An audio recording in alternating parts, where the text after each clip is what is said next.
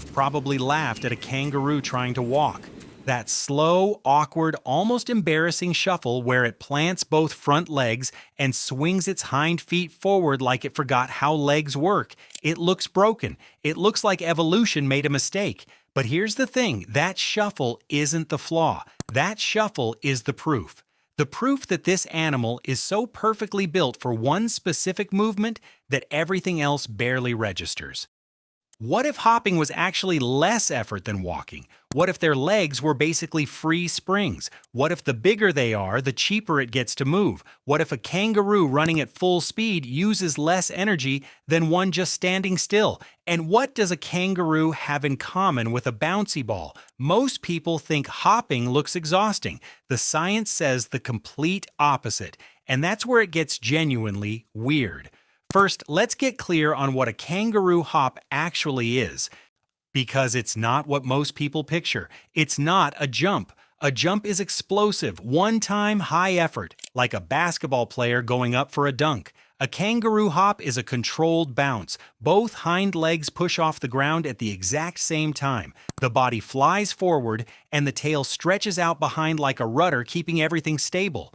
It's rhythmic, mechanical, like a piston firing over and over in a smooth, repeating cycle. It looks playful and loose. It's actually a precision engine, but why this specific motion? Why not just walk like almost everything else on the planet does? Here's the misconception most people carry. Hopping looks hard, therefore it must be hard. We walk. Walking feels completely natural to us. When we hop, it feels like work, like exercise, like real effort on the knees and lungs. So we assume the same must be true for kangaroos, but that assumption is completely backwards. Kangaroos can't walk, not really. Their massive hind legs can't move independently at any useful speed. They're built, locked in anatomically, for both legs to fire together, not one after the other. This is the part everyone misses. A kangaroo doesn't choose to hop the way you choose to jog instead of walk. It has no other gear. Walking would be the weird and inefficient thing. Hopping is just on. So how does an animal end up built like a living pogo stick? The answer lives in one small but extraordinary body part, say the Achilles tendon. You have one too, running down the back of your ankle. But a kangaroo's version is much longer, much thicker, and vastly more powerful, like comparing a thick bungee cord to a thin rubber band. Here's the simple version of how it works. When a kangaroo lands from a hop, that tendon stretches, like a rubber band being pulled backward. It soaks up the energy from the landing instead of letting that energy disappear as heat or vibration. Then on the very next hop, it snaps back and fires that stored energy like a slingshot. The landing pays for the takeoff. The kangaroo isn't burning brand new fuel on every single bounce. It's recycling the energy from the bounce before. Each hop is partly free. Think of it like dropping a really good bouncy ball. It hits the floor. The rubber squishes inward and stores the impact, and then fires the ball straight back up almost as high as it started. A kangaroo leg does the same thing biologically, except it works at highway speed across kilometers of open land. Here's the number that makes people stop and rewind. It's at top speed, around 55 kilometers per hour, which is about 34 miles per hour. A kangaroo actually uses less oxygen per meter than it does when moving slowly. Faster equals cheaper. That is the complete opposite of how almost every other animal on the planet works. When you run faster, you burn more energy. When a kangaroo runs faster, the spring return gets better and it burns less. The system rewards speed instead of punishing it. And then there's the tail. Most people assume it's just for balance or for sitting on like a third leg at rest. But at slow speeds, the kangaroo uses its tail as an actual fifth limb. It plants the tail firmly on the ground, pushes off it, and swings its hind legs forward in a 5-point movement sequence. Not 4 points of contact, 5. When a kangaroo moves slowly, it is technically a 5-legged animal. That detail alone makes people want to go back and watch it again. Now you might be thinking, rabbits hop too, right? Isn't it basically the same thing? Not even close, and the difference is important. A rabbit hop is a short, explosive burst built for one purpose: escape. A rabbit spots a predator, fires off 6 fast, desperate hops, ducks into cover, stops. High energy output, short range, pure emergency use. A kangaroo hop is the complete opposite. It's a long distance cruising system built for covering kilometers, not meters, across wide open terrain. Think of it this way: a rabbit hops like someone sprinting out of a fire exit in a panic. A kangaroo hops like someone riding a bicycle on a long, flat road. It's a cruising gear, not an emergency gear. One is designed for a 5-second crisis, the other is designed for an all-day commute. Wallabies add another interesting layer here. They look almost identical to kangaroos, just smaller, like a scaled-down version of the same blueprint. One theory, and researchers still debate this, is that the spring mechanics of the hop become more efficient as body size increases. Bigger kangaroos get proportionally more energy return from the same basic tendon system. If that holds true, it helps explain why wallabies stayed smaller over time. The physics actively rewards going bigger.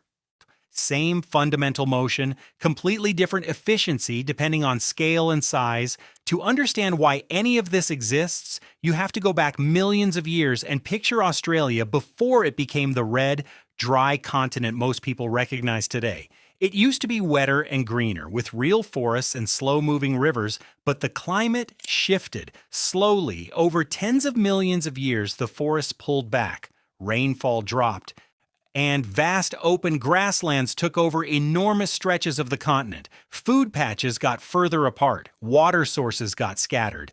Animals that could cover large distances on very little fuel had a massive survival edge over ones that couldn't. The early ancestors of modern kangaroos, as called macropods, which simply means big feet, had legs that could manage both walking and hopping in short bursts. But as the land kept drying and the distances between food and water kept growing, the ones with stronger, springier tendons survived longer, ate more, and had more young. The less efficient walkers slowly lost out across generations. One theory is that this shift accelerated as body size increased. A bigger animal gets more energy returned from the same tendon system, so large hoppers had an even bigger advantage in a landscape that punished wasted energy. Picture a continent baking under the sun for 30 million years, shrinking its forests, stretching its grasslands wider and wider, and quietly pressure testing every possible way a large animal could move across it. The bounce won.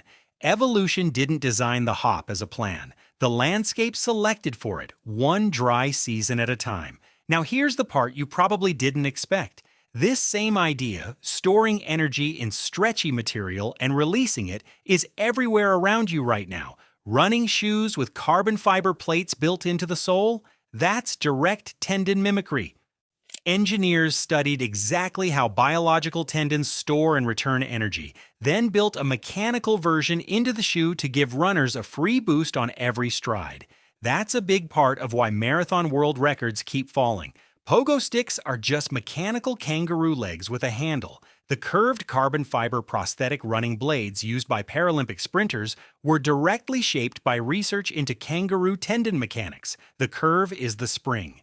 Your own Achilles tendon does a smaller, less efficient version of this on every step you take. Bouncy castles work on the same energy return principle. The inflated walls catch your jump and send it back. Elite distance runners who land on the middle of their foot instead of the heel are doing it deliberately to load the tendon better and get more return. Jump rope works because you're recycling the bounce rhythm rather than starting from zero each time. A basketball dribble, the ball hits the hardwood floor, the rubber stores the impact, and it comes back up almost as fast as it left your hand. Bungee cords, the spring inside a mechanical watch, trampolines, even the heavy, dead feeling in your legs at the end of a long run. That's your tendons telling you their stored energy is fully spent and they need time to recover. Kangaroos show up constantly in biomechanics research not because they're exotic or interesting to look at, but because their legs are the single clearest, most visible example of a principle that's quietly operating inside almost every movement you make every day. You do a version of this every time you walk down a hallway. You're just far less efficient at it than a red kangaroo cruising at 35 miles per hour. Here's the honest catch, though. The system has a real limitation. It only works well above a certain speed and above a certain body size. A small kangaroo gets less energy return than a large one. The spring isn't powerful enough yet. A slow kangaroo is genuinely inefficient. The tendon doesn't stretch and fire properly at low speeds, so slow movement actually costs more than it should. This is part of why Joey spends so many months inside the pouch before they hop independently. Their tendons aren't developed or strong enough yet for the system to pay off. They need time to grow into the spring. The most energy-efficient large land animal on Earth is also one of the most awkward creatures alive when it's moving at low speed. The perfect design only works at full commitment. The spring needs speed to sing. Kangaroos hop because their bodies outgrew walking millions of years ago, and a drying continent made sure the bounce was the only thing worth keeping. What looks ridiculous is actually the most fuel-efficient way a large animal has ever moved on land. Walking is our default. Out there in the red dust, the bounce is the baseline.